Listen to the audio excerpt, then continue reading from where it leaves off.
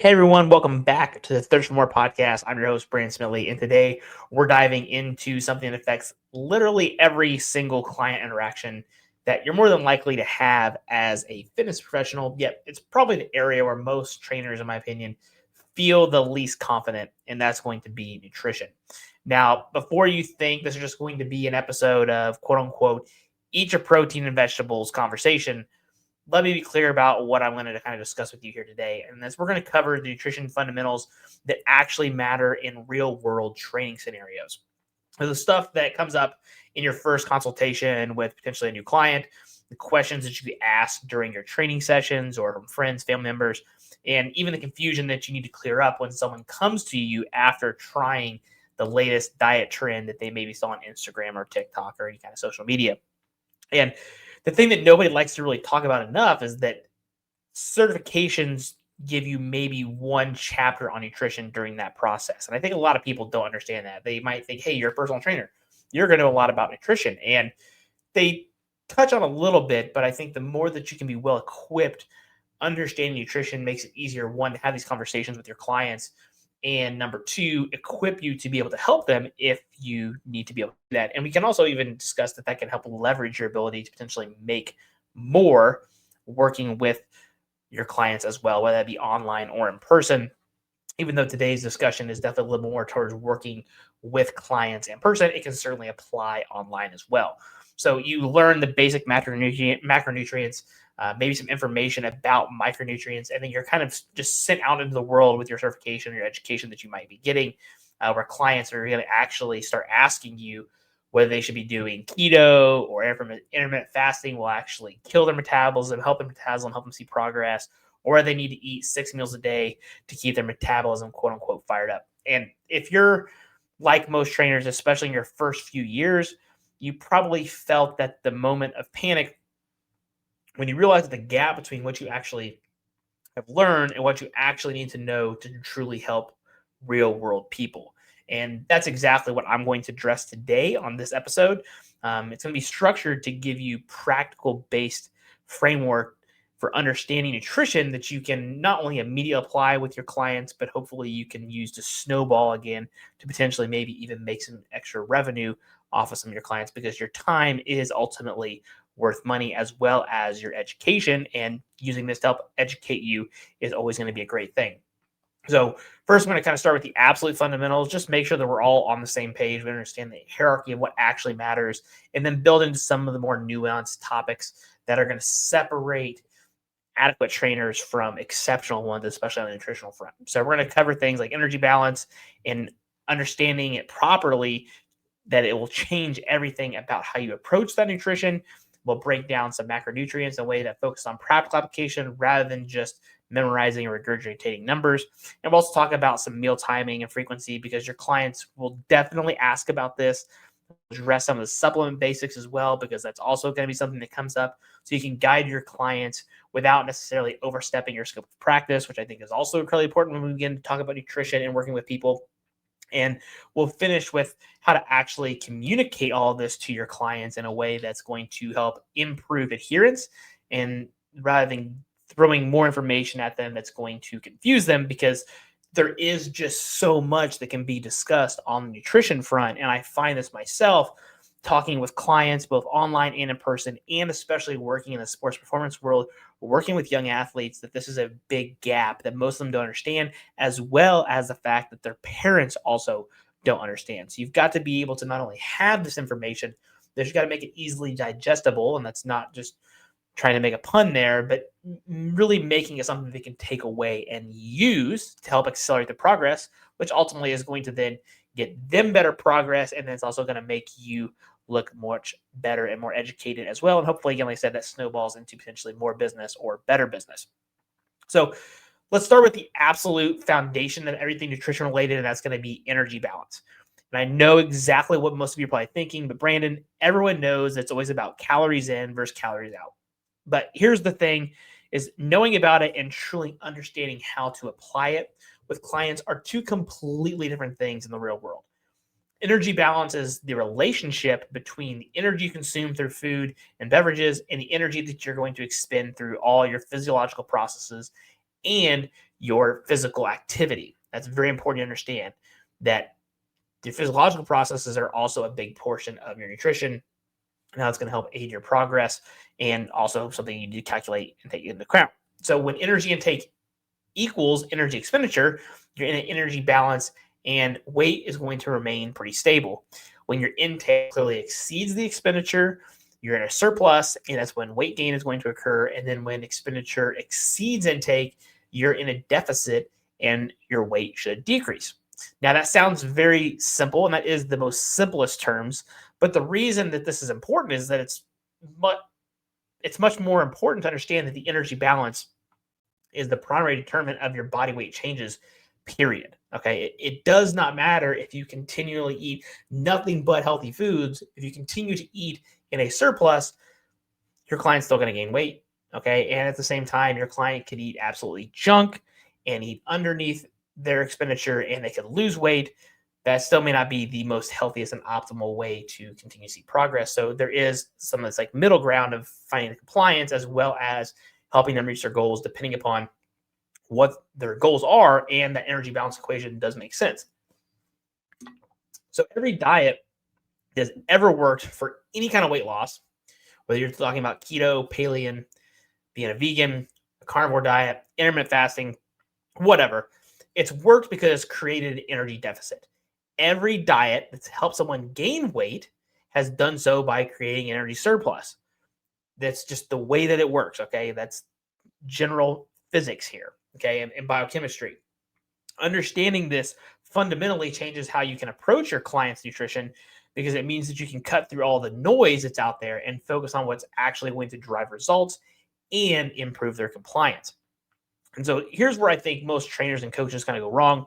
They usually get so caught up in the details of the macro ratios or meal timing or specific food choices that they forget to ensure that the fundamental energy balance is right for the client's goals. That needs to be number one when we're looking at whether it's gaining weight or losing weight. So I've seen trainers and coaches design perfect macronutrient splits and these meal plans for clients who are eating at maintenance calories and wondering why they're not losing weight or losing fat. So the energy balance clearly wasn't addressed or even considered. So let me give you the components of total daily energy expenditure because understanding these can help you better guide your clients. So your TDEE has four main components. First is going to be your basic metabolic rate, your BMR, which is the energy required for basic physiological functions at rest. It's very important to understand at rest. This accounts for about 60 to 70% of your total daily expenditure for most people. Then you've got the thermic effective food, which is then the energy required to digest, absorb, and process the nutrients that they're ingesting. This is roughly approximately 10% of that total intake. And third is non-exercise activity thermogenesis or NEAT, which is all the energy expended throughout your daily activities that aren't structured, planned exercise. This can vary wildly between individuals, and it can count for a significant portion of why some people seem to stay lean effortlessly or why they gain weight even when they still continue to cut their calories down. And finally, you have exercise activity thermogenesis, which is the energy expended during structured physical activity. I think a lot of people, especially clients, beginners, they focus on, if I go to the gym, I can focus on losing weight. And I do think it's important that we look at the benefits that come from physical activity, both cardiovascular and strength training. And obviously, if you're playing athletics, sporting activities.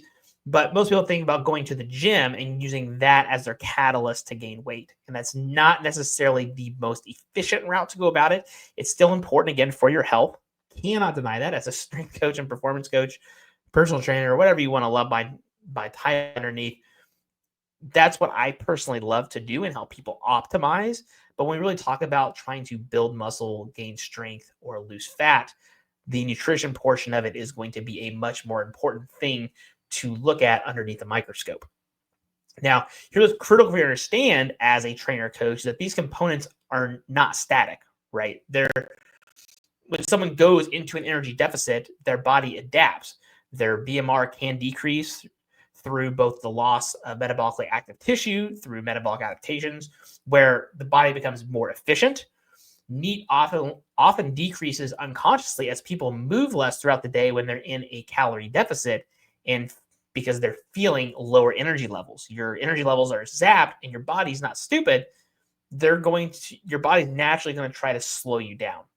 And even the thermic effect of food decreases because you're obviously eating less food. This is why aggressive dieting often backfires. Maybe the client comes to you wanting to lose 30 pounds, so they immediately cut their calories in half and add in tons of cardio. Initially, they're going to lose weight pretty quick. But within a few weeks, the weight loss stalls because their body has adapted and their TDEE has decreased significantly. So they're frustrated. As a coach, you could be frustrated. And now you're dealing with someone who's eating very little, doing tons of exercise, and not getting results. Got a client like this right now as we actually speak that I started working with relatively recently in my gym. The better approach is understanding that sustainable fat loss requires finding the minimum effective dose. And I cannot state that enough. Too many people want to jump in too fast, too hard, and go all in rather than just taking the minimum effective dose to get things started. You want to create the smallest deficit that produces results because this preserves, one, their metabolic capacity. It's also going to maintain their training performance, which I think is very overlooked when it comes to weight loss. And it leaves you room to adjust as the adaptations occur. And this typically means aiming for about 0.5 to 1% body weight loss per week for most of your clients, but maybe slightly more aggressive for those with more fat to lose because they obviously have more of it to lose. On the flip side of that coin, though, when you're working with clients who need to gain weight, whether that's muscle mass for athletes or just general weight gain for underweight clients or undersized athletes, understanding the energy balance means you recognize that you need a surplus. But again, more isn't always going to be better here. Excessive surpluses just lead to unnecessary fat gain. So research suggests that for optimal muscle gain, a surplus around 200 to 500 calories above the maintenance level is typically sufficient when combined with proper training, proper recovery, and proper sleep. Okay. The key takeaway here is before you worry about anything else with your client's nutrition, make sure that the energy balance aligns with their initial goal. Everything else is going to be secondary to getting that right. Okay. That's the number one big brick that we've got to stack up for our foundation, is making sure the energy balance side of it is going to line up with that client's goals. And for many people, that's going to have to be starting out learning how to measure food and track calories. And it absolutely sucks. But the good thing is, once you get in the habit of that and eating very similar foods and having similar meals planned out and begin to make progress, it's easier to start chipping away at some of the serving sizes, and you can stay on things. You don't have to track it all the time. But it is incredibly important that you do have a baseline and you understand what that baseline is. And sometimes for many people, finding out what they're currently doing can give you not only a snapshot of what they're eating, an estimate of where their calories are, but maybe where there's gaps that can be filled as well. And you can find some of that low-hanging fruit to immediately start making some progress, right? It could be as simple as the nutrition isn't too shabby until it comes to the weekends. So maybe you try to do some coaching on focusing on eating well and having a more structured plan during the weekends, so they're not ruining their week worth of progress they did Monday through Friday on Saturdays and Sundays. That's probably the most common one that we see in the actual real world. Okay, now that I've kind of established the energy balance as the foundation, we're going to talk about macronutrients, because while energy balance determines whether your weight goes up or whether your weight goes down, your macronutrient intake influences what the weight is composed of and how your clients feel and perform during the process. I think this is incredibly important. I think too many people try to focus on the macronutrient side first, getting that perfect split, or whether they're going low carb or whatever, and not looking at the energy balance. Get the energy balance first, and the macronutrients will let you tweak things based upon your goals and kind of what they look like. And we'll talk about some of the other stuff here upcoming. So the three macronutrients are protein, carbohydrates, and fats. Each provide energy and serve specific physiological functions in the body, but they're not interchangeable. So let's break down each one of them to focus on what you actually need to know to guide your clients more effectively. So first, I want to start off with protein because it's probably the most important macronutrient to get right for your clients and or even yourself. Protein is composed of amino acids, 9 of which are essential, which just means that the body cannot synthesize them and they must be obtained through the diet. So protein serves numerous functions, including muscle protein synthesis, immune function, enzyme and hormone production, and providing structure to your tissues. For your clients who are training, protein intake needs to be sufficient to support muscle protein synthesis and the recovery from their training. The research here is very, very clear, kind of night and day. For individuals engaged in resistance training, protein intake of about 1.6 to 2.2 grams per kilogram of body weight per day optimizes muscle protein synthesis. For those of you in the American or the Freedom units, that's about 0.8 to 1 gram per pound of body weight, which is usually kind of the quote unquote gold standard, is 1 gram per pound of body weight. Now, for someone who weighs approximately 80 kilograms or about 175 pounds, that's roughly 130 to 175 grams of protein every single day. Now, where trainers often make mistakes with protein recommendations is first going way overboard. I have seen numerous trainers and coaches prescribe, 250, 300 grams of protein daily for clients that, weigh barely 200 pounds. And there's no evidence that really exceeding about 2.2 grams per kilogram or that 1 gram per pound of body weight provides any kind of additional benefits for muscle growth. And it often comes at the expense of, obviously, the carbohydrate or the fat intake, which could better support your performance and your adherence, not only from your performance from your strength training sessions, but if you're doing athletics, it could be taking away some of that as well. Yeah, I'm not knocking on protein, but there is kind of a point of diminishing returns, and that 1 gram per pound of body weight seems to be around that area, except in when we start getting to like some of the bodybuilding populations and really trying to get as lean as you possibly can. There can be some potential benefits there, but we're not really going to discuss that here today. We're talking about the average person really just trying to improve their lifestyle, lose some weight, feel better, improve the energy, mood. You get the whole drift. So the second mistake is going to be not adjusting the protein recommendations based on their energy status. So when clients are in an energy deficit, protein requirements actually increase just a little bit, with the research suggesting about 2.3 to 3.1 grams per kilogram of lean individuals in aggressive deficits to preserve their muscle mass. And this kind of what I'm trying to get to a little bit is that the leaner that you are and the leaner that you're trying to get, the higher that protein needs to potentially be. But again, going back to the average person, and you're working with most clients or even for yourself, aim for that 1 gram of protein per pound of body weight first. That's going to give you a good starting point. But your protein quality does also matter. So complete proteins contain all the essential amino acids in adequate amounts. Animal proteins are going to be the best here. Things like meat, fish, poultry, eggs, and dairy are complete proteins.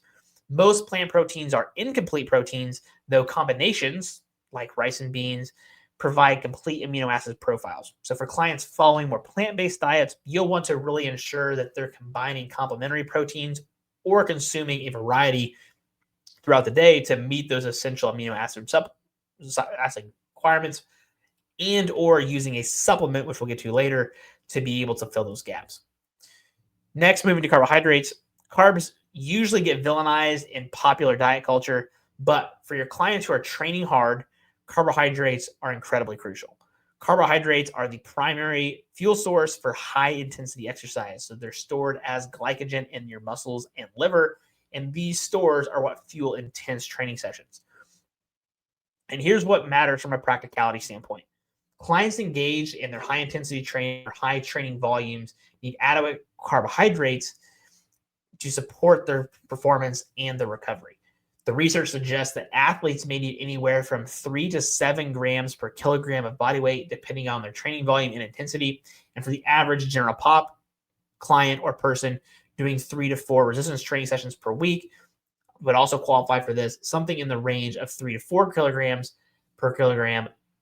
3 to 4 grams, per kilogram of body weight is typically adequate. So, clearly the higher volume of the training, the more carbohydrates that person is going to be able to need to be able to sustain their performance and feel good, especially when we start talking about losing fat, because you're trying to put in these high intensity sessions and workouts, and you want to have good workouts too. I mean, we can't forget about that. It's not just to fuel them to recover and have those. We want to make sure that the training feels good because we have the energy. We're going to be more compliant on the training side as well.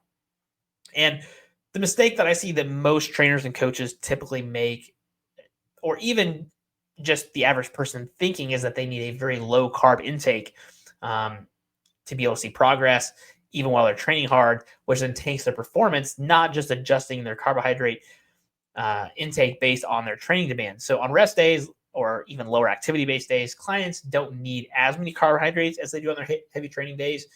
Teaching clients to adjust their intake based on activity level is a valuable skill.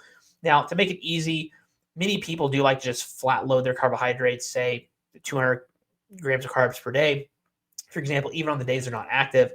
And over the course of the week, that's going to balance out. And as long as, again, they're still in a calorie deficit, they will lose weight. Or if they're in a calorie surplus over the course of the total of a week, they will continue to gain weight and build muscle and get stronger.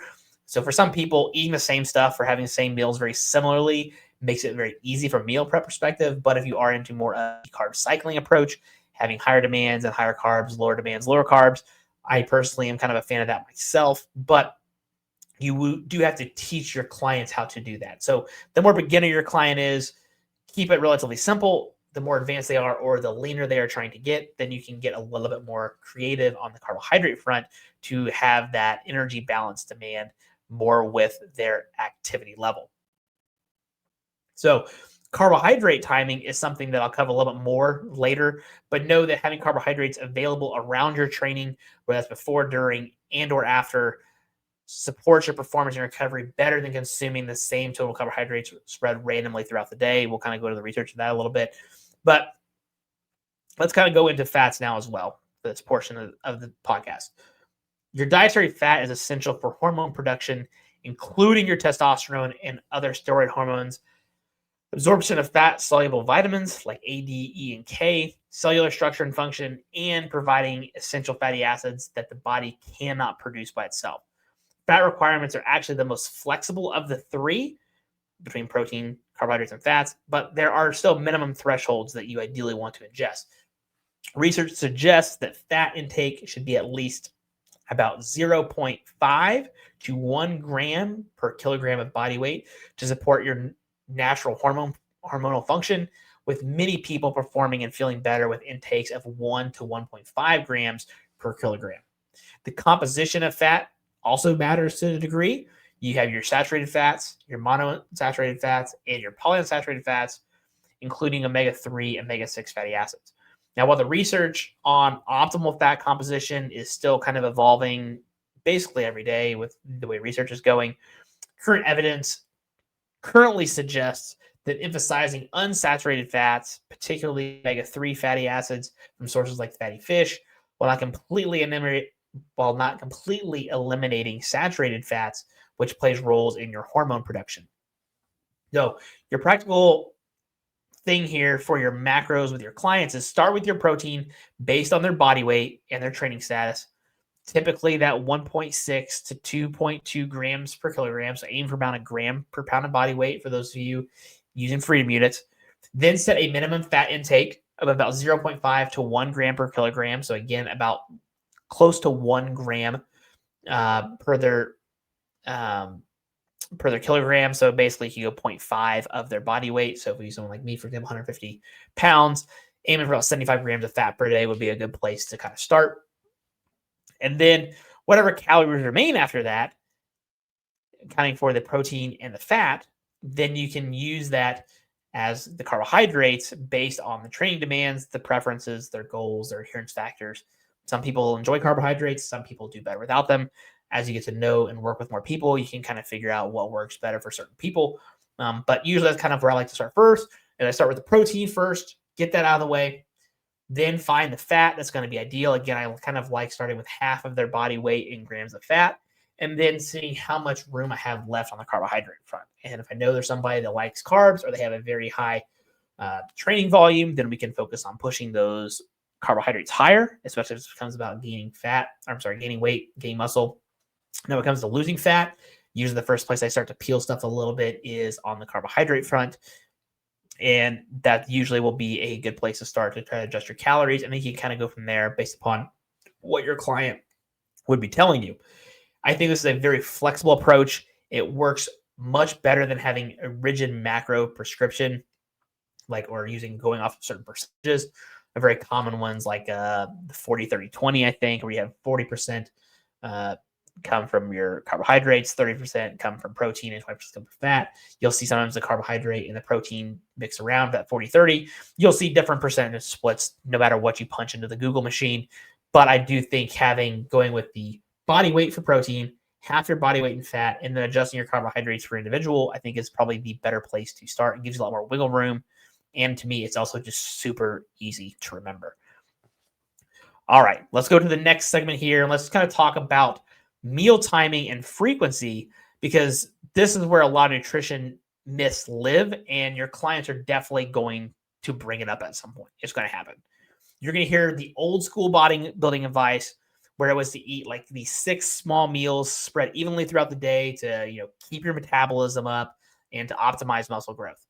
Then intermittent fasting kind of became popular, and suddenly everyone was kind of told that meal frequency doesn't matter at all, and you should just eat in this little 8-hour window. So which of those is really best, or what's true? And the research tells us that meal frequency itself has a minimal impact on the metabolic rate or your total daily energy expenditure when total calorie and macronutrient intake are controlled. So the idea that eating more frequently significantly boosts your metabolism is largely a myth. Now, you do get a slight increase in energy expenditure after eating due to the thermic effect of food, but eating those 6 meals versus 3 meals with the same total calories and the same macronutrients is going to have roughly the same total thermic effect over the course of the day. The one little caveat that I would like to talk, though, about this is that the bodybuilding population, this became popular because eating the 6 meals mean that you were getting nice steady streams of amino acids consistently throughout the day. And I do believe that if you are trying to build muscle mass or improve your strength, this becomes a little bit more important, because the best way that I heard this discussed was through Justin Harris from Tripona Nutrition, was that your body can only build so much muscle tissue in a day, and it's not very much. It's a couple grams. And I mean, he may even be taking this research off of those that use performance-enhancing drugs. We're going to assume that they're not. But anytime that your body is like, hey, we're ready to build, let's just say, a gram of muscle tissue, just to make this a very simple explanation. We're ready to build a gram of muscle tissue. So the body goes into the bloodstream to find some amino acids to build that new gram of muscle tissue. And if there are not amino acids present, you just missed out on an opportunity to build muscle tissue. Now, that's an oversimplification, but I do believe that that's a good way to look at how your protein should be ingested. So I do think that there is some merit that if it comes to building strength and muscle, you definitely want to have that available. And if you're in severe fat loss mode, again, going back to more of the bodybuilding physique, you want to have those amino acids relatively consistently as well, more so from the fact that you want to ensure that you're not using muscle tissue to provide your body energy whenever your calories are incredibly low. So there is some validity to the meal frequency on those very specific, niche areas. But for the average person, if you're eating 3 to 5 meals per day and you've got protein to eat every single one of those meals, especially stacked with some fat to help draw out that absorption, you're going to be completely fine. Don't worry about having to have that 6, 7 super high meal frequency to be able to lose weight. I don't think that's absolutely necessary. It's not even really that necessary to build muscle. But if you want to maximize it, I do think if in doubt, have more meals than have less meals, just so that acid is available in the bloodstream when your body is ready for it. Now, for fat loss specifically, meal frequency doesn't appear to matter much as long as the total energy intake creates the deficit, going back to the energy balance equation. Some research has shown that successful fat loss with everything from 1 meal per day to 6 meals per day, as long as the energy deficit is present. Now, however, and this is pretty important to understand, is that meal frequency and timing do matter for the other factors, including satiety and adherence. your training performance and recovery, and muscle protein synthesis, going back to maximizing building the most amount of muscle as possible. So let's talk and break these down a little bit. For satiety and adherence, this is highly individualistic for every single person. Some people feel better and more satisfied eating frequent small meals throughout the day. I think a lot about this when it came to my wife being pregnant, right? Her eating those much smaller meals kept her feeling better, especially in the nausea and like the first trimester. So there are specific situations in certain populations where this may be very true. Other people prefer fewer and much bigger meals. There's no universal best approach here. What matters is finding the meal frequency that supports the client's adherence to one, their total calories intake, and their macronutrient targets. If someone is constantly hungry, eating 3 meals per day, and that's causing them to either overeat or have a cheat snack or what have you, then increasing meal frequency may help those individuals. If someone feels restricted and annoyed having to eat 6 times per day, it does not work well with their schedule, then reducing the frequency might improve their adherence as well and makes it feel a little bit easier and more increased ability to accomplish the task that you're providing them. For training and performance and recovery, timing matters a little bit more. So having adequate carbohydrates available around your training sessions is going to support that performance. This doesn't mean that you need to eat immediately before you train, but having eaten a carbohydrate-based meal, or even a meal having some carbohydrates a couple hours before your training, generally supports better performance than training in a completely fasted state, especially for high-intensity based work, a la strength training. Now, post-training nutrition also matters, and while the quote-unquote anabolic window has been somewhat overhyped, there is some benefit to consuming protein relatively soon after training. The research suggests that consuming 20 to 40 grams of high-quality protein within a few hours after training supports muscle protein synthesis. The exact timing is less crucial than once kind of thought. The old school bodybuilding days, as soon as you get on training, you go put down a whey protein shake.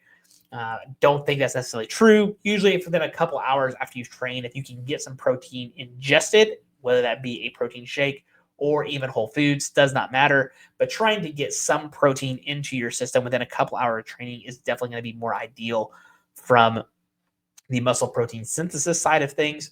And it's even less important if the client has had protein in their body as, say, an hour or two before they train, because that's already in the blood system, in their bloodstream while they're training.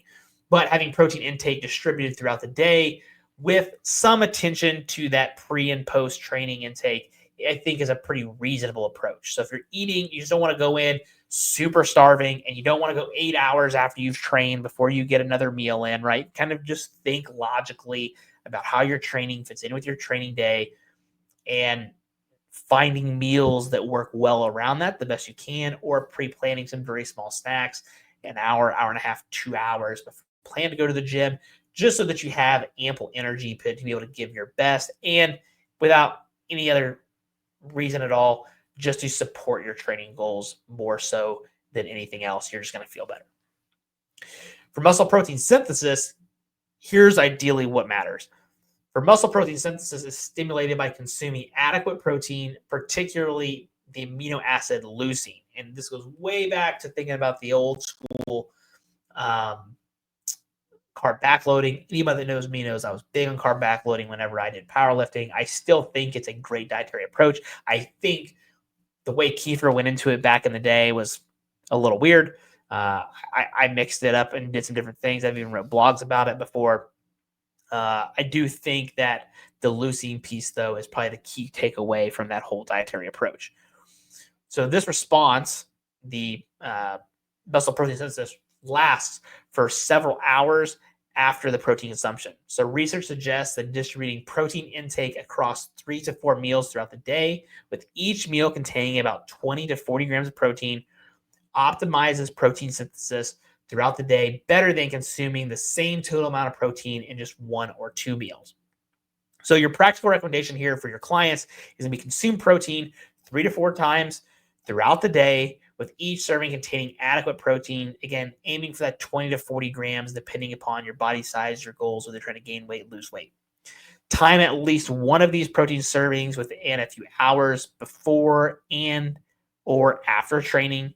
Beyond that, structure your meal frequency and timing based on personal preference, your schedule, and what supports adherence to the total calorie and the macro targets. So again, going back to having just a loose structure, a rough time frame of when you're going to eat these meals, and you're going to be completely fine.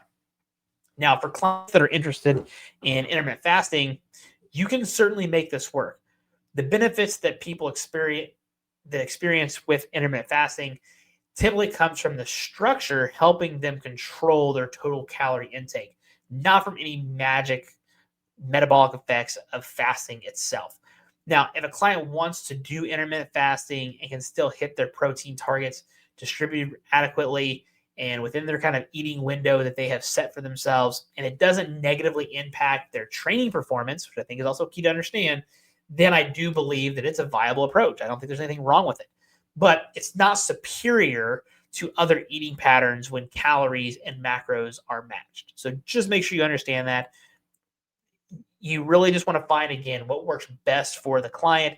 If they are adamant on doing intermittent fasting, find a way to make it work with them so that where you can quote unquote trick them that they are doing intermittent fasting, but again, they're still getting the calories that they need to get based upon their goals, gaining weight or losing weight.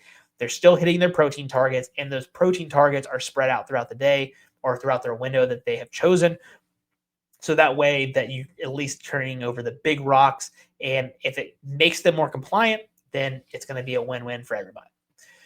The key message that I want you to take from this really is flexibility. You don't need to get dogmatic about meal timing and the frequency. Again, focus on that total intake first, then optimize timing and frequency based on their individualistic factors that support their adherence and their performance. If you do that, you're going to be able to get them results much better, and you're going to have a lot less friction from a coaching perspective. Okay, now let's briefly talk about micronutrients and hydration as I drink my element. Because while I don't think these directly impact the body composition the way that the energy balance and macros do, they are crucial for health, performance, and your recovery. There's no denying that. Your micronutrients are going to include your vitamins and your minerals. They don't provide energy like macronutrients in terms of that they actually give you the physical kcals and actually are going to give you the ATP, but they're essential for the countless physiological processes, including your energy metabolism, your immune function, your bone health, your antioxidant-based defenses, and basically everything else that keeps the body functioning optimally. Okay, so while your food is your physical fuel that will actually get your car from point A to point B, you have to think of your micronutrients almost like your other fluids in your car, right? You need your wiper fluid, you need your oil, you need your transmission fluid, you need your brake fluid, right? If you're low or you don't have these things, the car is not going to perform optimally. It can still perform and still get you from point A to point B, but you're kind of flirting with disaster because when you run out of these things, then issues begin to come up, and your body is no different. So as a trainer or coach, you don't have to be an expert on every single micronutrient, and I don't really think you should. And I am nowhere near this when it comes to the micronutrient side. But you should understand the very basics that most macronutrient needs can be met through a diet that is varied, that is going to have fruits, vegetables, whole grains, your lean proteins, your fats. The more variety in your client's diet, particularly, and we talk about using the rainbow, their colorful fruits and vegetables, the more likely they are to meet those micronutrient needs. Now, however, there are some populations and situations where micronutrient deficiencies are more common, and clients following a very low-calorie diet may struggle to meet some of these micronutrient needs simply because they're just eating less total food. You see this a lot more, and again, in the bodybuilding population when they're trying to get incredibly lean because their food content just gets so low. And when you start really restricting carbohydrates and everything else, you might also start to see some of those vitamins and micronutrients go away. Clients following restrictive diets, like a vegan diet, may need to pay particular attention to specific nutrients like vitamin B12, iron, calcium, omega-3 fatty acids, which are more readily available in animal-based products. Athletes with very high training volumes or clients with very high training volumes may have increased needs for certain minerals like iron and magnesium. And I definitely think magnesium is a big one that many athletes miss out on the micronutrient front. So from a practical side, you want to encourage clients and athletes to eat a varied diet with plenty of whole foods as much as they possibly can. And if a client is following a very restrictive diet or has specific health concerns, recommend that they work with a registered dietitian. And this is where an RD comes incredibly helpful because they can actually give these specific things that this person is going to need. That again, that kind of steps outside of our scope of practice as personal trainers and performance coaches. Or if they happen to have specific health concerns, then you can bounce that off and back and forth with the registered dietitian as well. As a trainer and coach, you can encourage good general practices, but detailed micronutrient management is beyond our scope of practice unless you have the additional credentials to be able to back that and be able to ultimately cover you from a protective policy standpoint. You don't want to get sued and get in deep trouble for recommending something that's outside your scope of practice. That's a big no-no. You don't want to lose your money, your hard-earned work, and your ability to work with people just because you're making ill-informed decisions that are outside of your scope. Do not do that. Regarding supplements, and I'll talk about this a little bit more here later, but a basic multivitamin can serve as a great nutritional insurance for clients who struggle to get in a variety in their diet. Again, it's not a replacement for eating well, but it's kind of just a nice little buffer. And I personally am a big fan of taking a multivitamin year-round, especially when we get into the cold and flu month seasons like now. People do not get outside as much to get as much vitamin D. They're surrounded inside around the same people, right? So I think a multivitamin is a great just buffer that everybody should take. They're just so affordable nowadays. I really think there's no reason that you shouldn't take one just to be on the safe side. I do personally recommend taking NutriBio. So if you happen to want to have a multivitamin from NutriBio, their multisport is fantastic. It's so well. I only take half a serving a day, and it meets all the needs that I need. So if you're interested in picking something up from NutriBio, just check them out at NutriBio.com and enter the code SMITLEY10, SMITLEY10. That'll save you 10% off and let you know that I sent them to you from one of my accounts, however you happen to be listening to this, whether that be on YouTube, Spotify, Apple Music, whatever you happen to be listening to. Now, on the hydration side, this is simple, but it's very important. Water is involved in basically every physiological process within our body. And for performance, even mild dehydration of around 2% of your body weight can impair your exercise performance, particularly the endurance side of performance. For clients that are training incredibly hard, the adequate hydration supports their performance, their recovery, and their overall health. This is something that I have to scream down my athlete and clients and parents' throats, is that not only should your kid be drinking the water, they need to make sure that they have the proper electrolytes as well with that hydration. Again, going back to drinking my element. Those of you that consider yourself high performers, or you are high performers, or you train really hard, or you have clients that work really hard, make sure they understand this, that they can see some pretty big performance decreases just by not being hydrated. Practical recommendations on the hydration front are pretty easy and straightforward. Clients, you want to recommend that they drink enough fluid throughout the day that their urine is a pale yellow or even less. And during their training, especially in the hot environments or during the long training sessions, they should drink enough to minimize body weight loss from actual sweating during their workouts. A reasonable approach is drinking about half a liter of water for every hour of training. So basically, it's about a 16-ounce bottle of water for every hour that you train, and adjusting based on your sweat rate and obviously the environmental conditions that you happen to be training in. For most clients doing a typical training session, whether it be personal training or athletic performance, water is sufficient for majority of them for their hydration.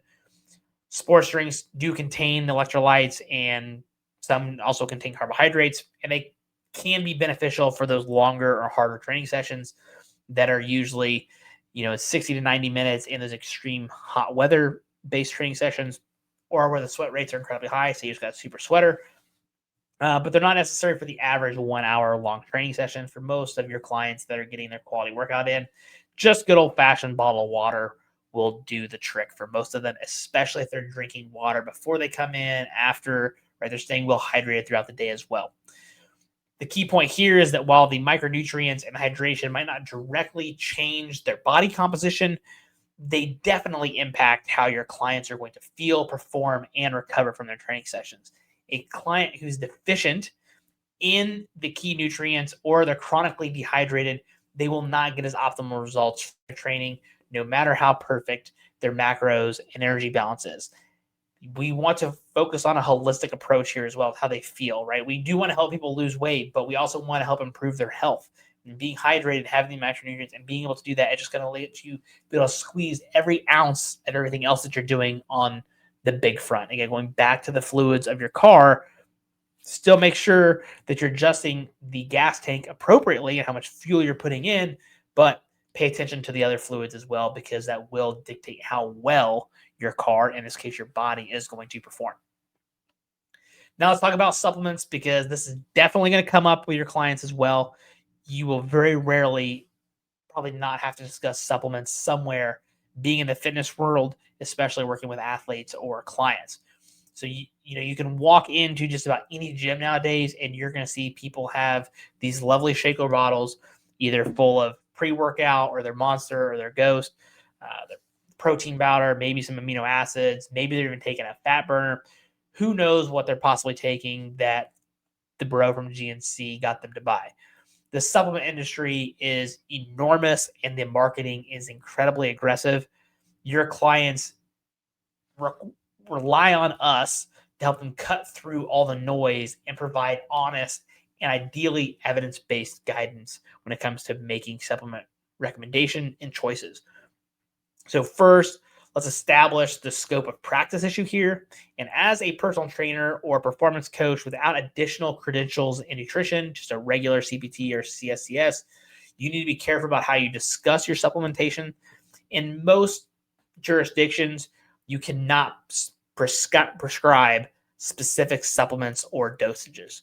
What you can do is provide general education about supplements that have research supporting the claims that you're giving them, and encourage your clients to consult with a physician before starting any new supplement, especially if they have any health conditions or take medications. It's going to give you a blanket of coverage here, provide them the education, and say, this is kind of what's out there. This is what it is. This is how I would recommend, but you can't recommend exactly how much to take or say, hey, you have to take this as part of my nutritional approach. You cannot do that from a liability perspective. Now, with all this said, let's talk about what actually has research to support it so that you can help them make informed decisions, because the reality is the vast majority of supplements on the market have little or no evidence supporting their effectiveness, but there are a few that do have quite a bit of robust research backing them. Protein powder is going to be the most common supplement that is also one of the most useful, in my opinion. Here's the thing that when it comes to protein powder is it's just food in a convenient form. It's not magic. If clients are meeting their protein targets through whole foods, they don't need a protein supplement or powder. Where protein powder is useful for convenience and for clients who struggle to eat enough protein through the whole foods alone. Whey protein is quickly digested. It has excellent amino acid profile, making it particularly useful around the training window, going back to the old school bodybuilding recommendations. Plant-based proteins can work well too, though you might need to get slightly higher amounts based on the same amino acid profile delivery that you would try to get from like a whey supplement. Next is going to be creatine monohydrate. It's probably the single most well-researched and effective supplement for improving training performance and muscle growth. Creatine helps regenerate ATP during high-intensity exercise, allowing for slightly better performance during training, which can then lead to greater adaptations over time. The standard dosing is about 5 grams per day. It's usually kind of the norm. And the old practice of loading with 20 grams per day isn't necessary. Some people are considered non-responders to creatine, and there's some evidence that people who eat a lot of red meat may already have saturated their creatine stores. But for most clients, creatine is safe and effective, and definitely one worth considering if you're doing all the other stuff right. Definitely do recommend it for those high performers. Caffeine is another well-supported supplement for improving performance. It works through multiple mechanisms through reducing perceived exertion and improving focus and alertness. Dosages of about 3 to 6 milligrams per kilogram of body weight consumed about 30 to 60 minutes before training can improve your performance. For someone weighing about 80 kilograms, again, going back to that like 175, 240 to 480 milligrams of caffeine. But here's the important part. Tolerance develops with regular use. It can interfere with sleep if consumed too late in the day, and some people are more sensitive to caffeine than others. It's effective, but it does need to be used strategically. I do have a whole episode on just caffeine and energy drinks here on the Thirst for More podcast. It's probably like 6 or 8 episodes before this one. I'll try to remember to link it in the show notes if you happen to be interested in checking in that out whole episode. Next is going to be beta-alanine, and it does have some evidence for improving high-intensity exercise performance, particularly for efforts lasting 1 to 4 minutes. Beta-alanine works by buffering the acid in the muscles. The standard dose is considered 3 to 6 grams per day. Some people experience that tingling sensation from the beta-alanine, which is harmless, but for some people, it can also be uncomfortable. But it is another supplement that's worth considering, especially if you consider yourself a high performer. You are taking creatine. This does pair well nice with that. And again, doing all the other small things well first before you go into just jumping in and taking beta-alanine. Another one I really like to support is fish oil or omega-3 based supplements. These are beneficial for clients who don't regularly consume fatty fish. So if you live relatively inland like myself, getting quality fish, especially year-round, is very hard. Some people just like the taste of it. It is a little bit more on the pricey side. Therefore, an omega-3 supplement can be very beneficial for those people. Omega-3 fatty acids have anti-inflammatory properties that support your cardiovascular health, and they also have been linked to having reduced inflammation and improving even the way that your joints feel. And it's obviously good for like your hair, your brain health, your eye health. There's a lot of just general health benefits from omega-3s as well. But from a performance standpoint, the anti-inflammatory cardiovascular health benefits are very nice to have. A dose about 1 to 3 grams of combined EPA and DHA per day is pretty typical. For most people, if you're taking 2 to 4 pills per day, you're going to be able to hit that spot pretty well. And if you're somebody that eats fish, then you don't have to worry about this again. If you eat fish a little bit, maybe 1 or 2 pills a day, it's really just going to depend upon how much fish that you like to eat and or have access to, and even the quality of that fish. But for most people, I do think it's a kind of a safe thing that you kind of put up there with your regular standard multivitamin. If you're taking a multivitamin, just take an omega-3 pill with it or 2 as well a day, and that's going to cover a lot of your health benefits on the macronutrient side and just overall improve how your body feels. Another one is going to be vitamin D, and I think it's worth mentioning because the deficiency is relatively common, especially in people who do not get much sun exposure. Vitamin D plays some pretty crucial roles in terms of bone health, your immune function, and possibly even muscle function. Clients that get their vitamin D levels checked ideally should be able to keep track of this a little bit better, and you supplement if you are deficient as well. I would recommend on the vitamin D front that you look for vitamin D3. That's going to be the most ideal way. I have a terrible time pronouncing that. I think it's like crucial or whatever. I know I butchered the way that's said. Just look for vitamin D3 though, especially in the winter months. If you're not getting outside, highly recommend that. If you're in doubt, get a blood test, see where your vitamin D levels are. I personally take vitamin D3 year round. I take 5,000 IUs completely year round. There's also some in my multivitamin as well, so I'm really getting more than that. I'm probably getting closer to 6,000 IUs a day every single day. I unfortunately do not get outside as much as I would like, just with my lifestyle and my work schedule. It just does not happen as much as I would like. Weekends is a little easier. During the week, it can be hard, especially during the winter months. I am basically inside all the time. I do believe that vitamin D does help my energy levels. I do feel much better. There's just a lot of good quality research that supports vitamin D. So definitely consider taking that if that is something that you believe that you need. But again, talk to your physician, get a blood test, and that will help steer you in the right direction there. Now let's talk about what doesn't work, or in my opinion, what is not worth the money and research kind of says is not worth the money. The first is going to be BCAAs, or branched chain amino acids. They're often marketed for your muscle growth and recovery, but the truth is, if your clients are consuming enough adequate quality protein, BCAAs provide no additional benefit. They're literally just expensive flavored amino acids that you're already getting from the protein that you're ingesting. Fat burners are another one. They typically contain stimulants like caffeine plus various other ingredients with minimal evidence for effectiveness, or they're just not dosed high enough that you're actually going to get anything out of it. They're also incredibly expensive for the most part because, again, they're going off the marketing thing. Any fat loss from these products comes primarily from the caffeine content and possibly from appetite suppression, not from any kind of magical fat burning properties that you're getting from that supplementation.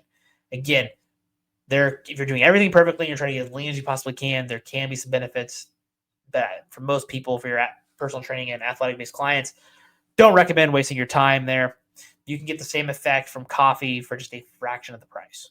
So if you love some good quality coffee, even just find a better quality coffee. I really like some mushroom coffee. That for me gives me mental clarity. I stay locked in, a little more mental focus. I think that works great for many people as well to consider. If you don't like coffee, then you can try to find something similar that provides caffeine. But coffee is just a very, very affordable way to get that caffeine. Testosterone boosters marketed towards the natural athletes rarely actually do much to actually increase testosterone to a meaningful degree in healthy individuals. I will say that I think some of the testosterone supplements have gotten a little bit better of finding herbs and things that can maybe help boost your testosterone just a little bit if you are on the low testosterone side.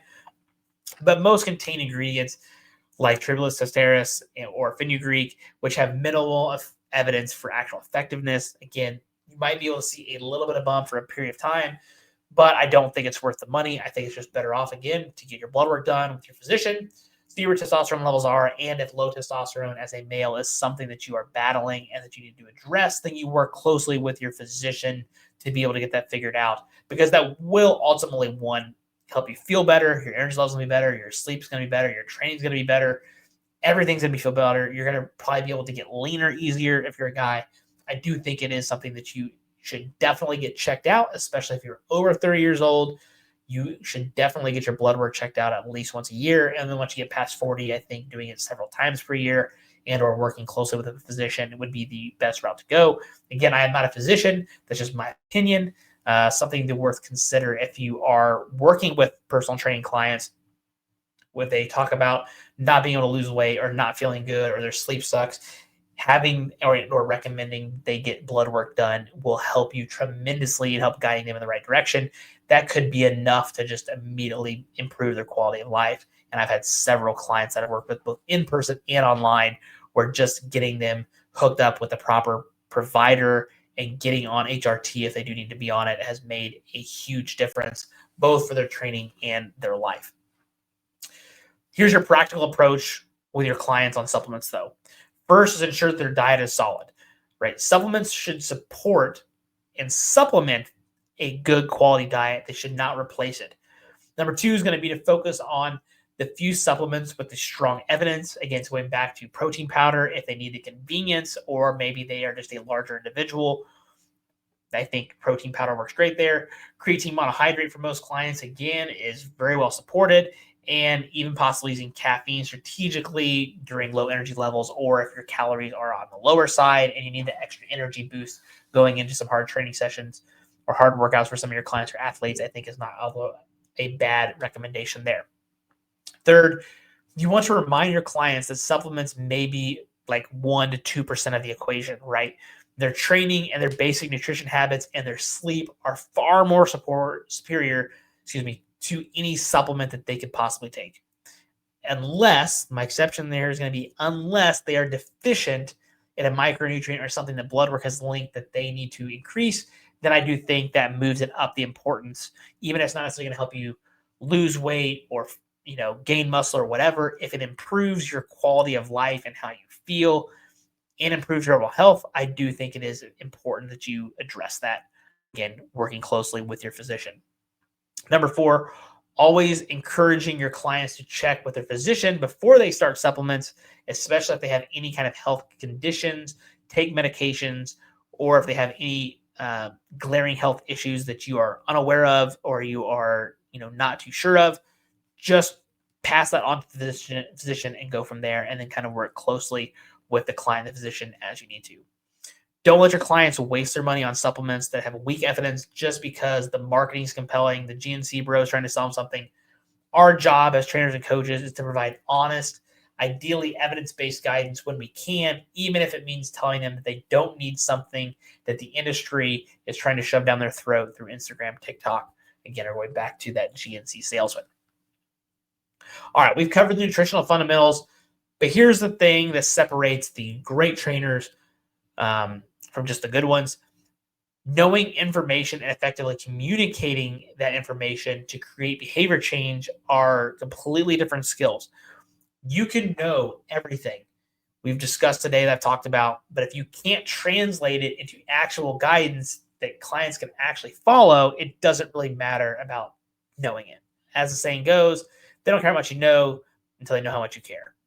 So passing on that you care about their health, you're trying to get them the best results possible. You're trying to maybe even potentially save them hundreds of dollars, because they could be wasting hundreds of dollars on supplements. I know personally, me and my wife, through NutriBio, we spend a couple $100 a month on supplements from multivitamins, vitamin D, protein, creatine, NAC, ZMA. Like we take quite a few supplements, and the ones that we take, we know, again, going back to having evidence that support them, but also improve our overall health and maximize every ounce that we can squeeze on our workouts, but our lifestyle and the things that we do.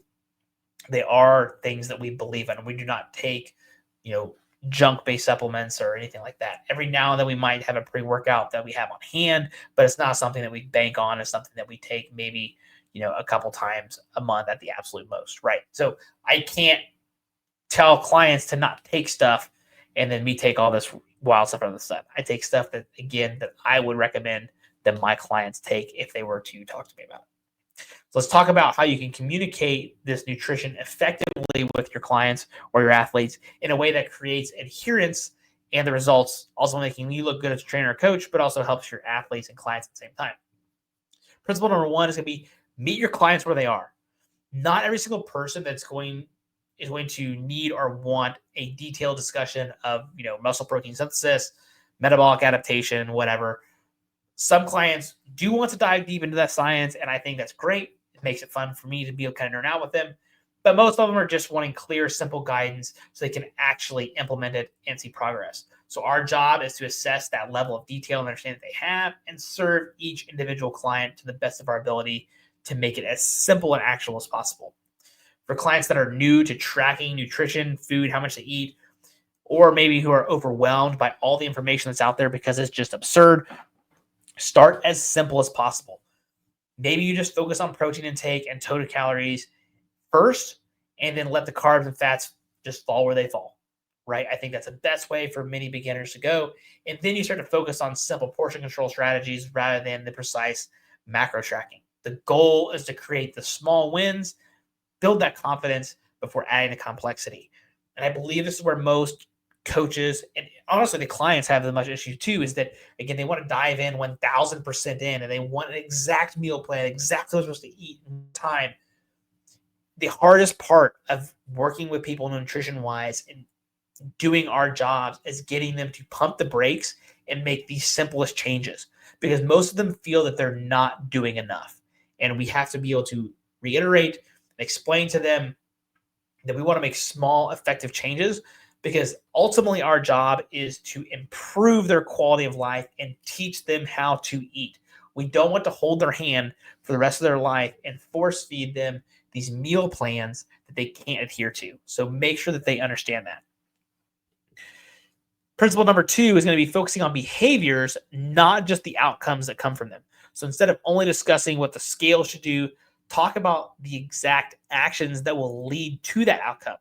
What does eating 160 grams of protein per day actually look like in terms of the meals and the food choices? How can a client structure their day to make sure that they're not only eating enough before their trainings to come in energized and feeling good, also what they're doing afterwards? Can these behavioral conversations,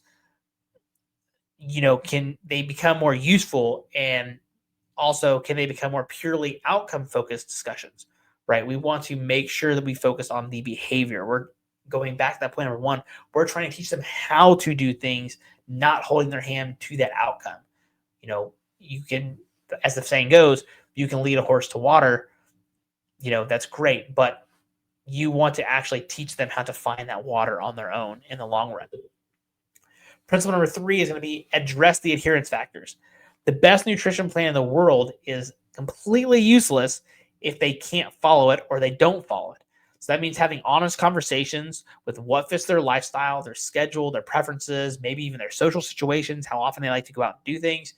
If that person or client loves eating out with their friends on the weekends, try to figure out a way to build that into their plan rather than prescribing something that requires eating that bland chicken and rice 7 days a week, the old school bodybuilding style. The flexible approaches that account for the real life activities that your clients and people like to do work better than those rigid rules. Again, going back to that, many clients want this stupid rigid diet plan, and it's very hard to get them to understand that they don't need to do that. And if we can find something that is more balanced and more structured, and there is a structure in place, but allows for choices. You just have to make the smart choices and everything will be okay in the long run, is again going to be much better over the long run for that person, rather than going hard for 30 days and then falling off the bandwagon. Principle number 4 is going to be teaching clients how to think. Don't just give them the exact rules to follow. Again, going back to teaching them how to do shit. If you only give them the meal plan to follow, what happens when they go to that restaurant and what's at that restaurant is nowhere near what's on their plan? Or what happens when they go to travel for work, or when their schedule happens to change? Maybe they're working swing shifts. Instead, we want to try to help teach them over the long run about principles, help clients understand what energy balance kind of looks like and how to estimate their portions using their hands, right? The good old precision nutrition. You can measure every food with just one hand. Teach them how to build those balanced meals by themselves, focusing on the carbohydrate source, the protein source, the fat source, finding something with fiber or color. Give them the tools to make good decisions in various situations rather than just dictating exactly this is what you eat. That's the hardest part of all this, and I've kind of beat this to a dead horse throughout this episode, but that's going to literally change people's lives if they can learn to do this and they can buy into it and they understand they don't have to count every single calorie for the rest of their life. Principle number 5 is going to be honest about what you don't know and what's outside your scope. This is really important for trainers and coaches. If a client has a complex medical condition that affects their nutritional needs, that needs to go to a registered dietitian or a physician. If a client asks about specific therapeutic diets for managing like a health condition, that's outside of our scope as coaches and trainers. Be willing to say that, hey, that's a great question, but I think that's best addressed by a dietitian. Here's someone I trust and recommend. That's going to build trust. It's going to protect both you and the client, and it's probably going to build some really good trust with you and a dietitian that you happen to be paired up with, because they're going to say, hey, we have a great trainer that's great on the exercise and getting the training program and making good quality nutrition recommendations, but things that they don't know, they have given to us. They may be very willing to say, hey, I have somebody that's trying to lose weight and they have came to me for this dietary advice and I'm helping them with type 2 diabetes, for example. Well, they may recommend you as a trainer to help them with their exercise. So it can be a great two-way relationship, both from you and RD perspective, but also building the trust with the client that you're working with as well. One specific communication strategy that works well is using analogies and comparisons. So, for example, when explaining protein distribution throughout the day, you might use analogy of, like, say, building a house. You can't build the entire house in one day with all the materials delivered at once. You need materials delivered throughout the construction process. Similarly, right, that your body can only use so much protein at once for muscle building, so distributing it throughout the day is going to be more effective. You don't want to try to eat 200 grams of protein in one sitting. Explain how, again, adding that protein up throughout the day is going to be, one, a little bit easier to do, and it's going to be more efficient and effective long-term for them. But finding the analogies and how you do that, again, going back to my car analogy, is a great way for people to understand stuff and pick it up much quicker. Another strategy I like is anticipating and addressing common concerns before they actually become problems. So if someone's trying to lose fat or they want to enter this quote unquote fat loss phase, proactively discussing that weight loss is not linear. Okay. Make sure that they know that the scale weight is just not going to go down like this. They're going to have some weeks where the scale doesn't move. It may even actually go up, especially if we talk about working with females and we talk about the menstrual cycle. Their weight can be all over the place over the course of a month just because of the hormonal changes that women see. They may be holding more water retention. So I think having those discussions early on can be somewhat proactive and put more realistic faith in the client. And that, hey, we got to zoom out. We got to look at everything first, understand that the weight loss is not going to be straight linear all the way down every single day. And let them know that they're still doing everything right and it's normal and it's expected. And this is going to prevent them from having like panicking or being discouraged when they happen to first see that first major plateau. And lastly, I want to remind you that all coaching is based on a relationship. And that includes working with clients on the nutrition side. The more that you know your clients and your athletes as individuals and people, their preferences, what their challenge, their personality types, their lifestyles, the better that you can tailor nutrition guidance that actually works well for them. So this requires listening to them as an actual person more than talking many times and letting them lead the conversation so that you can get to know them again better as a person, but that also is going to guide you in your nutrition recommendations about what may work best for that individual person. Your goal is to not turn every single client into a nutrition expert. And actually, I would argue that's not the goal. The goal is for you to be the expert and make it the most simplest that they can understand, to where you can give them the level of guidance and education that empowers them to make the right decisions at hard times, and also just be picking up better quality, healthy foods, planning a little bit better with their meals, right? Taking maybe the right supplements that's going to fill the gaps that they happen to be low on based on their blood work, coaching them up on their sleep, how the nutrition side of things aids their performance, whether that's gaining weight and strength and muscle and whatnot, or whether that's losing weight, or if that's guiding their nutrition to aid their performance in sport, if we're talking about athletes, and how that really fits into their lives and what they do on a daily basis. That's the big part when it comes to nutrition. All right, let's wrap this up with some key takeaways that you can implement immediately if you need to with your clients. First, always start with energy balance. So before you start worrying about macronutrients and ratios, meal timing, any of that stuff, just make sure that the client's energy intake aligns with their goal. Everything else is secondary to this. So get this one right, and it's immediately going to make things easier for you. It's also going to make things easier for them. Number two, set that protein goal appropriately based on the client's body weight, their training status, what they kind of want to do. Ease into that protein if it's super low. That's something I see a lot with athletes when we're making recommendations. We try to get them add one extra serve of protein early on, and then maybe a second one, and then maybe a third one, and then we're probably up to where we need to be. So just focus on getting that protein where it should be as step number two. When you come time to focus on some macros, protein is going to be the most important one to get right for their body composition and to aid their performance. Third thing is, do not be crazy dogmatic about meal timing and frequency. Just find what works best for each individual person that you happen to work with, and or yourself, I guess, as well. And make recommendations to them based on their preferences, their schedules, and what's going to give them the highest amount of adherence. That perfect plan doesn't exist. It's finding what works best for the client, and it's going to probably have to be flexible to some degree, especially as many people's lifestyles are incredibly busy. So find a plan that they can actually stick to. High adherence is going to be much more likely that they see their progress, not over the long term, but also they'll see progress even faster. Number four, keep supplements incredibly simple. Refer out when you need to there, and go with the more evidence-based ones when you can. Focus on the basics that are actually going to work if you are going to talk about supplements. Protein powder for convenience, creatine for most clients, especially those that are high performers, and strategically using caffeine just when you need it. Don't have your clients waste their money on products that's weak or little no evidence. Have them actually spend money on better quality food, making better food choices, maybe the supplements that they need to fill the gaps with, and or finding a way that they can use that money that benefits their lifestyle elsewhere. Maybe that's an extra vacation.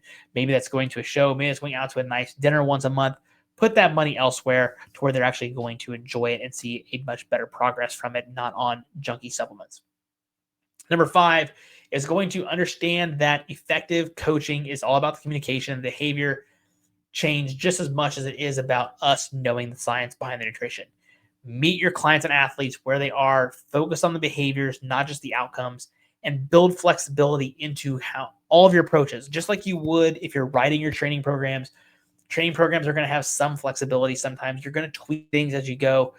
Nutrition coaching and helping people with their nutrition is the exact same way. Communicate as much as you possibly can. Do as much as you can to help them out from a communication front, get to know them, and that's going to help them stay on board much easier, especially if we're talking about working with people online. In person, it is a little bit more difficult because you're probably not going to have an easier way to communicate with them all the time. You're going to probably just see them in their training sessions, but just make sure that you do get some good quality communication and focus on behavior change. Here's what I want you to do after listening to this episode. If you haven't stayed with me for the whole hour 15, I really appreciate it. First, review your current client nutrition protocols or what you are recommending. Are you starting with the energy balance stuff? Are you jumping straight to macronutrient manipulations? Are you setting your protein goals appropriately for clients? Are you recommending things that are flexible to fit real life scenarios? Make sure you get those things figured out. And if you do that, now you're going to have some protocols that you can quickly just know off the top of your head that you can make even as you're just meeting with people, maybe even like at a family gathering. Number 2 is going to be identify 1 or 2 clients who would benefit from a more thorough nutrition discussion using everything we kind of talked about today. You can probably think of, if you work with clients or you work with people, you can probably think of 1 or 2 people that you can immediately help by just giving basic information like this. And you can either schedule conversations with them, say, hey, maybe you put it together into a free 1-page guide of the 4 steps that we kind of talked about today, and you give that to them completely free to be able to nudge them in the right direction, and they're going to see that as a huge value. And then maybe that sparks a conversation to be able to get them on some nutrition coaching with you if that is something that you offer or you're considering on getting into. Number 3 is going to be do more to educate yourself on just nutrition. This is something that I agree that I can always do better on. I try to pay a little bit more attention to what comes out from the research side, right? I really do try to keep up with people that are good with the nutrition side because things are evolving on the science side everywhere when it comes to our field. But if you kind of dive in deep for, let's say, 3 months on just nutrition, try to really learn a lot more, it's just going to be the more that you understand and the better that you can serve your clients when questions come up. But also don't be afraid to always refer out and or find somebody else that does know a lot more than you that you can recommend that they go to if they want to really dive deep into a certain topic, say low carbs, for example, or carnivore diet, whatever. But filter everything that you can, that you are absorbing through just a practical application lens, and know that knowledge doesn't necessarily always translate to better client outcomes if you don't know how you can, if you don't know how you can use it in a practical approach with them. You also need to remember that you don't need to be a registered dietitian to actually provide valuable nutrition guidance to your clients within your scope of practice. As trainers and coaches, we do need to be educated on the nutrition front. We do not have to be as educated as a registered dietitian, though we still should be rather educated. Okay, we should know everything that I've talked about here today, if not more, to be able to make good quality informed decisions for our clients. And then we use the registered dietitian as needed to be a partner in that framework for the specific cases that we happen to have. So if you've got the understanding of the fundamentals, your ability to communicate those fundamentals effectively using your wisdom of also working with other clients or maybe even yourself can then build trust with your clients, and then they will not be afraid to come to you with questions, because chances are there are clients that do have questions. They just probably don't want to talk to you, and or maybe they don't want to hear what you have to say because you're going to tell them exactly what they probably found on the Google machine or through ChatGPT or what have you, right? I do think that nutrition is one of the biggest gaps that we have between getting that personal training certification or your CSCS or even your bachelor's degree and what you actually need to know to be effective with clients and athletes. By learning how to take these fundamentals and developing ability to communicate with your clients and athletes, just in general when it comes to training. But I think nutrition is that one subset that we don't do a good enough job on of having a good quality communication route and conversation. You are setting yourself apart from the other trainers and coaches who happen to ignore the nutrition entirely, or they just repeat whatever diet trend is currently popular. So if you happen to find today's episode valuable, make sure you're subscribed to the Thirst More podcast over on YouTube. Give us a 5-star rating over on Apple iTunes, Spotify, wherever you happen to enjoy your podcast. Give us a rating. I really would appreciate that. That really helps us out. And also want to make sure that you don't miss out on future episodes. Have been a little bit spotty with some of the holiday things and everything going on. It has just been a pretty busy time for me trying to carve out some time here to record these episodes. So if you are listening in, I really do appreciate it. And it does mean a lot to me. So I'm always going to do my best to try to have several of these out a month. But as always, I appreciate you listening to this exact episode. If you are a fitness professional, coach, whatever, and you did happen to find this useful, I'd really appreciate it. Just send a buddy a link, maybe share about it in your Instagram stories, over on Facebook, what have you. Any of that really helps me out. I really appreciate it. And the more that we help educate people, that's ultimately what I'm here to do, is help share some education and pass on some things that work well for me, my clients, and for my business. So again, make sure that you're keeping up on your nutrition front. Share this with somebody that would really benefit. And until next time, I really appreciate you turning in, and I'll see you at the next episode.